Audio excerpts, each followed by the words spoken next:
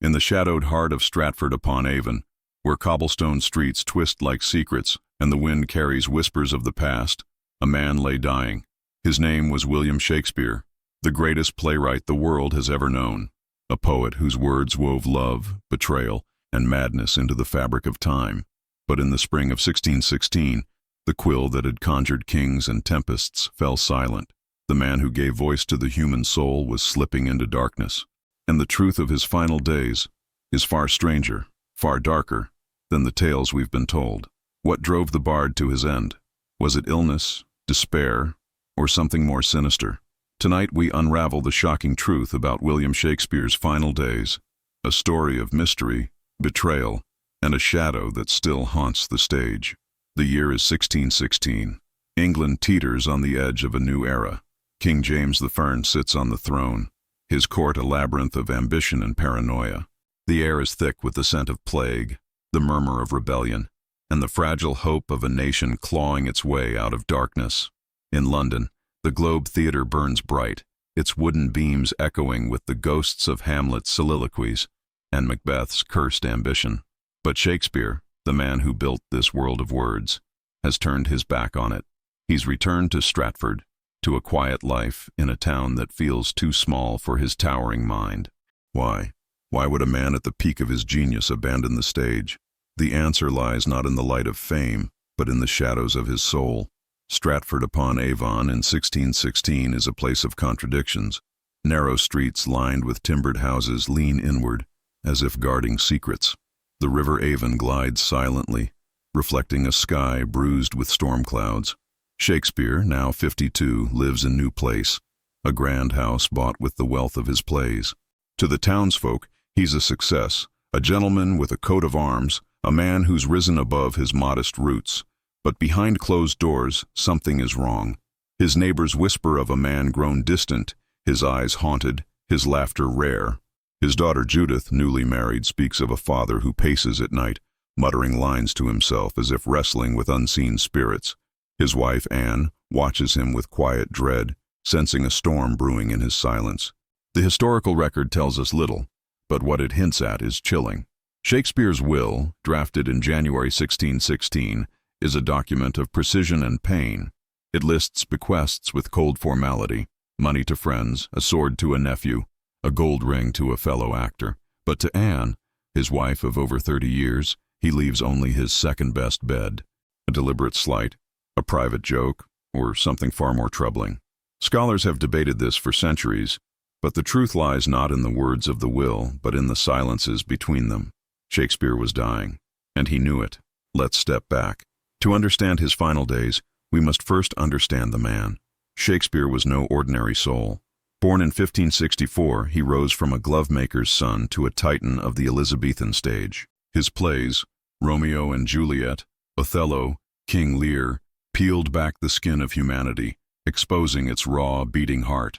He wrote of love that consumed, ambition that destroyed, and grief that shattered. But what drove him to see so deeply into the human condition? Some say it was genius, others, torment. By 1616, Shakespeare had written nearly 40 plays, countless sonnets, and poems that danced on the edge of the divine. Yet his later works, The Tempest, The Winter's Tale, carry a strange weight, a sense of farewell. They speak of redemption, but also of loss, of a man staring into the abyss of his own mortality. The world around him was changing. The Elizabethan age, with its vibrancy and optimism, had faded with the death of Queen Elizabeth in 1603. King James's reign brought new tensions, religious strife, political intrigue, and the ever-present threat of disease. The plague had shuttered theaters for years, forcing actors and writers into a precarious existence. Shakespeare's own company, the King's Men, thrived under royal patronage, but the cost was steep. The court demanded loyalty, and whispers of censorship hung heavy. Did Shakespeare tire of this gilded cage? Did he see his art, once a wildfire, tamed into something safer, something less true? In Stratford, away from the clamor of London, he sought peace, or so it seemed. But peace is a fragile thing when the mind is at war. Historical accounts suggest Shakespeare was unwell in early 1616, a fever perhaps, or a wasting sickness. Some speculate typhoid, carried by the foul water of the time. Others point to alcoholism, noting the bard's reputed love of ale and the tavern tales of his merry meetings with fellow poets. But there's another possibility, one that lingers like smoke in the archives of history: poison. The idea is not as far-fetched as it sounds. The 17th century was a world of betrayal, where enemies slipped arsenic into wine and rivals settled scores with deadly precision. Shakespeare's will, revised just weeks before his death, hints at urgency, as if he feared his time was short. And then there's the matter of his son-in-law, Thomas Quiney. Judith's husband was a man of questionable character, a vintner with debts and a reputation for scandal. In March 1616, Quiney was publicly shamed for fathering an illegitimate child and neglecting his duties. Shakespeare, protective of his daughter, altered his will to limit Quiney's access to the family fortune. Was this a father's caution, or a desperate act to shield his legacy from a man he no longer trusted? Picture the scene. It's late March, and New Place is cloaked in gloom. Rain lashes the windows, and the fire in the hearth casts flickering shadows across the room. Shakespeare sits at a desk, his hands trembling as he revises his will. His breath is shallow, his skin pale. Anne watches from the doorway, her face etched with worry. Outside, the wind howls, carrying the distant toll of a church bell. Did Shakespeare suspect betrayal? Did he see poison in the wine poured by a trusted hand? The historical record is silent, but the tension is palpable. Something was wrong. Something was coming. The turning point comes on April 23, 1616, Shakespeare's 52nd birthday, and, by cruel coincidence, the day of his death. Tradition holds that he died after a night of drinking with old friends, the poets Ben Jonson and Michael Drayton. The story, recorded decades later by a local vicar, paints a picture of camaraderie: three literary giants, laughing over ale, trading wit until dawn. But the truth is murkier. Jonson, a rival as much as a friend, was known for his sharp tongue and sharper ambitions. Drayton, too, had his own struggles, his own reasons to envy the bard's success. Did their visit bring comfort, or something else?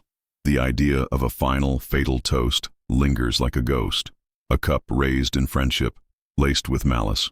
Let's imagine it. The tavern is dim, its air heavy with the scent of wood smoke and spilled ale. Shakespeare, weakened but still sharp, lifts his glass. His eyes, once bright with the fire of creation, are clouded now, searching the faces of his companions. Jonson's laugh is too loud, Drayton's smile too tight. The wine tastes bitter, but Shakespeare drinks. He always drank deeply, of life, of love, of sorrow. Hours later he stumbles home through the rain, his heart pounding, his vision blurring. By morning, he's gone. The man who gave us Hamlet and Lear, who taught us to fear the Ides of March, was dead, and the world would never know why. But there's another layer to this mystery, one that cuts deeper than poison or betrayal. Shakespeare's final days were not just a battle with the body, but with the soul. His later plays suggest a man wrestling with his own legacy. The Tempest's Prospero, a sorcerer who breaks his staff and renounces his magic, feels like Shakespeare himself, stepping away from the stage. Was he tired? Was he broken? Or was he haunted by something he could never confess? The sonnets, those raw, intimate poems, hint at a private torment, a love forbidden, a guilt unspoken. Some scholars believe Shakespeare grappled with his own identity, his desires clashing with the rigid morality of his time. Did this inner conflict consume him in those final days? Did he die not of poison, but of a heart too heavy to bear? The truth of Shakespeare's death is a shadow we can never fully grasp. The historical record is a patchwork of gaps and guesses. No autopsy was performed, no diary survives. The man who gave voice to countless souls left no final soliloquy of his own. But the clues, the will, the whispers, the suddenness of his end, point to a story unfinished. Perhaps he was poisoned by a rival's hand or a family betrayal. Perhaps he drank himself into oblivion, drowning the demons that haunted his genius. Or perhaps he simply surrendered, his body and spirit worn thin by a life of relentless creation. Stand in Stratford today, and you can feel him still. The church where he's buried, Holy Trinity, holds his grave beneath a stone inscribed with a curse. Blessed be the man that spares these stones, and cursed be he that moves my bones. Even in death, Shakespeare commands the stage, warning us to let his secrets rest. But secrets have a way of whispering back. His plays, his words, his world, they live on, immortal, untouchable. Yet the man himself slipped away, leaving only questions in his wake. What drove William Shakespeare to his end? Was it the slow decay of a body worn out by fever and time? Was it the sting of betrayal, a poison slipped into a friend's toast? Or was it the weight of a mind that saw too much, felt too deeply, and could no longer bear the cost of its own brilliance? We may never know. But as the curtain falls on his life, one truth remains. The bard's final act was his darkest, his most mysterious, and in the silence of his grave, the past still speaks, a riddle wrapped in a shadow, forever out of reach.